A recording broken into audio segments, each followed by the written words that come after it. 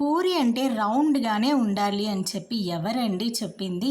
మనకి ఇష్టం వచ్చిన షేప్‌లో గూడా చేసుకోవచ్చు. ఒక్కసారి ఇలా నేను చేసినట్టుగా చేసి చూడండి. పూరి ఖచ్చితంగా మీ మాట వింటుంది. అదేంటండి ఇంట్లో ఉన్న పిల్లలే మన మాట వినట్లేదు. ఇంక పూరీలు వింటాయా?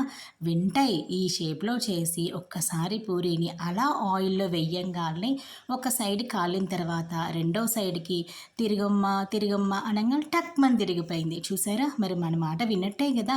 ఒకసారి మీరు గూడా ఈ షేప్‌లో ట్రై చేసి చూడండి. ఖచ్చితంగా ఇలానే సెకండ్ సైడ్‌కి అదే టర్న్ అవుతుంది మనం తిప్పకుండా. మరి అంతేగాదు పిల్లలకి ఇలా రకరకాలుగా చేసి పెడితే అదే చిన్న పిల్లలకైతే ఇలా చిన్న చిన్న పూరీలు తినటానికి కూడా ఎంతో ముచ్చటగా ఇష్టపడుతూ కూడా తింటారు. స్నాక్స్ లాగా చేసి పెట్టొచ్చు. డిన్నరు, బ్రేక్‌ఫాస్ట్ ఇట్లా. మరి దీనికి కాంబినేషన్ వేడి వేడి పూరి కర్రీ చేసి పెట్టి ఇలా ప్లేట్‌లో పెట్టి సర్వ్ చేస్తే ఎవరు మాత్రం కాదంటారు?